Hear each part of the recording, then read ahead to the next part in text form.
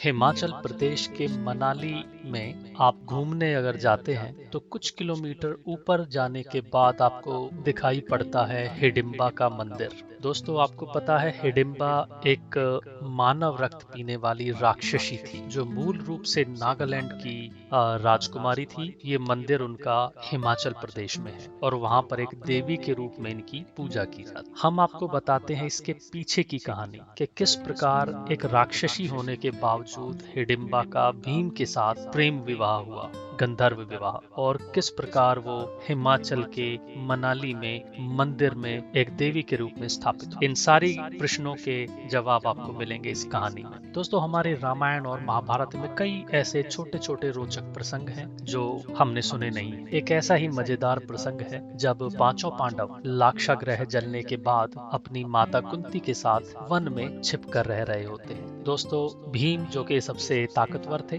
वो हमेशा की तरह सबकी रखवाली कर रहे होते हैं रात के समय। और उस समय का एक खतरनाक राक्षस था जंगल में जिसका नाम था हिडिंब, और हिडिंब को मानव रक्त की गंध आ जाती है उस दौरान, और वो ढूंढते ढूंढते पांडवों के पास आ जाता है। अब हिडिंब की बहन का नाम था हिडिंबा। हिडिंब उसको आदेश देता है कि वो मानव रक्त का प्यासा है, इसलिए उसके लिए मानव रक्त लेकर आए। और हिडिंब की बात सुनकर राक्षसी हिडिंबा पांडवों को मारने के उद्देश्य से वहां पहुंचती है, लेकिन वहां पहुंचने के बाद वो देखती है कि भीम जागा हुआ है। उसके रूप और उसके यौवन को देखकर हिडिंबा मोहित हो जाती है, उसके प्रेम पाश में बंध जाती है। दोस्तों, हिडिंबा जब भीम पर मोहित हो गई तब वो अपना रूप बदलती है और एक सुंदर महिला के रूप में भीम के सामने आ जाती है। बताती है कि ये पूरा क्षेत्र उसके भाई हिडिंब का है जो एक बहुत ही खतरनाक राक्षस है, लेकिन वो भीम से अब शादी करना चाहती है, उससे विवाह करना चाहती है। हिडिंब भीम से उस जगह छोड़कर कहीं दूर जाने की भी सलाह दी, लेकिन भीम बताते हैं कि वो अपने भाई और माता कुंती से दूर नहीं जाएंगे। और उस समय वहां पर हिडिंब भी आ जाता है। हिडिंब और भीम का युद्ध होता है।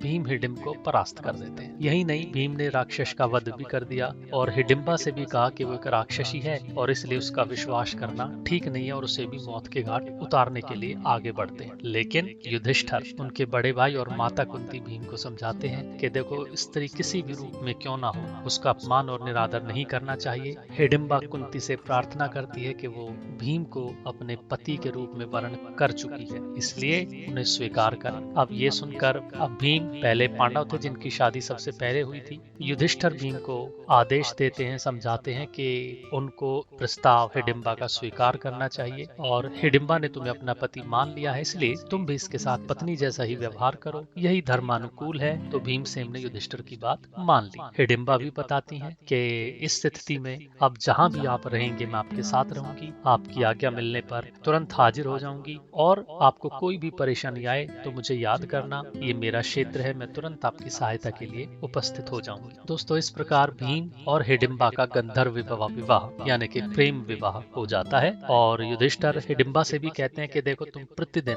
सूर्यास्त के पहले तक पवित्र होकर भीमसेन की सेवा में रह सकती हो, और भीम दिन भर तुम्हारे साथ रहेंगे, शाम होते ही हमारे पास आ जाएंगे। तब भीम बताते हैं कि ऐसा सिर्फ तभी तक होगा जब तक कि हिडिंबा को पुत्र प्राप्ति नहीं हो जाती, संतान प्राप्ति नहीं हो जाती। हिडिंबा अपनी स्वीकृति दे देती हैं और इस प्रकार भीम हिडिंबा के साथ रहने लगते हैं, उसके साथ चले जाते हैं। एक वर्ष जब बीत जाता है तो हिडिंबा को एक पुत्र होता है। उत्पन्न होते ही वो जो पुत्र था उसके सर पर बाल नहीं होते, तो जिसके सर पर बाल नहीं होते हैं, केश ना, उसको बोलते हैं उत्कच, तो इसलिए उसका नाम रख दिया जाता है घटोत्कच। बालक अत्यंत मायावी निकलता है, तुरंत जन्म लेते ही जल्दी ही बड़ा हो जाता है और उसका नाम घटोत्कच होता है। दोस्तों, हिडिंबा ने अपने पुत्र को पांडवों के पास ले जाकर कहा था कि ये आपके भाई की ही संतान है और आप लोगों की सेवा में रहेगा। ये कहकर हिडिंबा वहां से चली जाती है। घटोत्कच श्रद्धा से पांडवों और माता कुंती के चरणों में प्रणाम करके बोलते हैं कि अब मुझे मेरी योग्य सेवा बताएं। तब कुंती बोलती हैं कि तुम मेरे वंश के सबसे बड़े पौत्र पोते हो और समय आने पर तुम तुम्हारी सेवा अवश्य ली जाएगी। इतना कहकर घटोत्कच वर्तमान समय में जो हिमाचल प्रदेश की तरफ है उधर चले जाते हैं। महाभारत में इसका वर्णन है दोस्तों के इसी वीर घटोत्कच ने महाभारत के 14वें दिन बहुत ही संग्राम मचा दिया था और कौरव सेना डरकर भागने लगी थी और उस समय कर्ण ने अपनी इंद्र से मिली शक्ति का प्रयोग करना पड़ा था घटोत्कच का वध करने के लिए। तो दोस्तों ये थी कहानी भीम और हिडिंबा का प्रेम प्रसंग। अपने पुत्र घटोत्कच को भीम को सौंपने के बाद हिडिंबा वापस